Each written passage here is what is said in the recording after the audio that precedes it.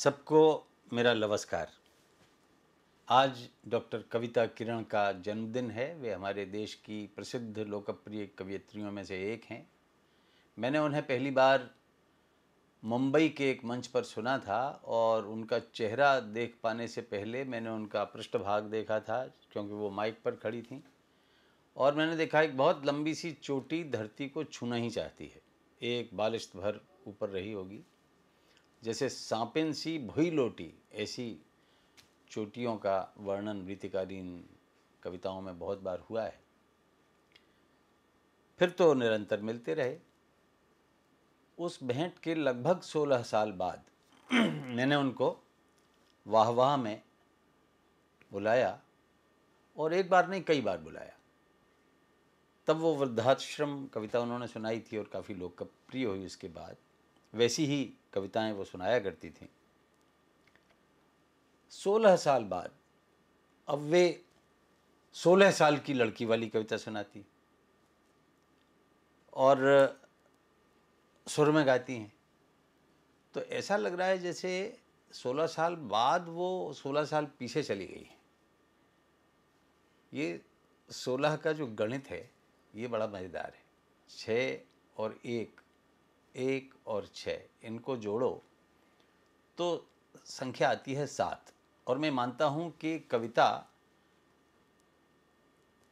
सतरंगी कविताओं की किरण पुंज है।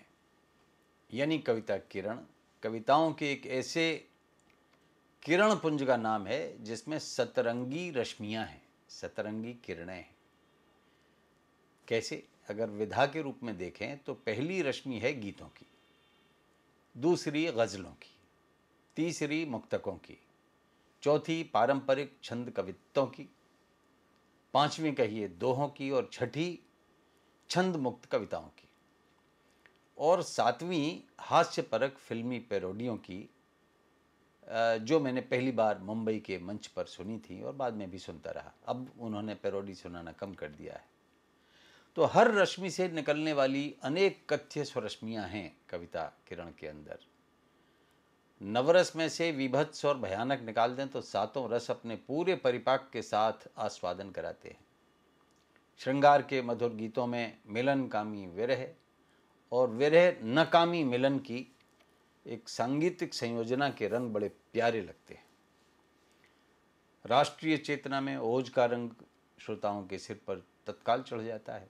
तो उनकी जो लोकप्रिय कविताएं हैं, जैसे वृद्धाश्रम है, कन्या भ्रूण हत्या है, भूख गरीबी बेरोजगारी के मार्मिक दृश्य, करुणा के हाहाकार में किसी न किसी प्रकार का निदान देकर हमें आश्वस्त करते हैं उनकी कविता में। तो श्रोता ताल मिलाकर उनकी कविताएं सुनते हैं। हास्य बोध उनके अंदर दिखाई देता है, बड़ी सकर्मक है। सोशल मीडिया पर उनसे ज़्यादा सक्रिय कोई आपको मिलेगा नहीं, और त्वरित प्रतिक्रिया देने में वो, आज से नहीं, जब सोशल मीडिया बहुत नहीं था तब भी वो लगी रहती थी। मुझे याद है कि मैं कार्यक्रम करता था चले आओ चक्रधर चमन में, तो उसमें विषय होते थे। एक विषय था मकान को घर कैसे बनाएं। तो उनकी प्रतिक्रिया आई, हमने अपने टेलीविज़न पे दिखाई। अब आपको पढ़ने में ना आ रहा होगा इतना बारीक, अगर आप मोबाइल पे पढ़ रहे हैं तो मैं आपको बता देता हूँ उन्होंने क्या लिखा था कि कहने को तो दोनों ही दो जिस्म मगर एक जान रहे, लेकिन वो हमसे हम उनसे जीवन भर अनजान रहे। एक ही छत के नीचे थी दोनों की दुनिया अलग अलग, अपने ही घर में बरसों तक बनकर के मेहमान रहे। तो ये जो युगीन विडंबना पूरे समाज में दिखाई देती है, तो समाज में जो दिखाई देता है, रिश्ते दिखाई देते हैं, उनमें थोड़ी सी अलगाव दिखाई देते हैं, वो बताती हैं, लेकिन कुल मिलाकर आश्वस्त करती हैं कविता की सारी किरणें। तो आज उनका जन्मदिन है। कौन से वहाँ जन्मदिन है ये मुझे नहीं मालूम है, और न मैं जानना चाहता हूँ।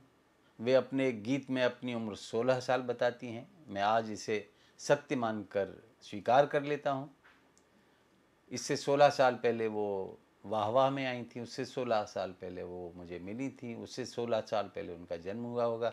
गणित लगाते हैं तो आप लगाते रहिए, लेकिन मेरी खूब सारी शुभकामनाएं और उनको और उनके प्रेमियों को, उनके चाहने वालों को, उनके श्रोताओं को, सबको बधाई और नमस्कार।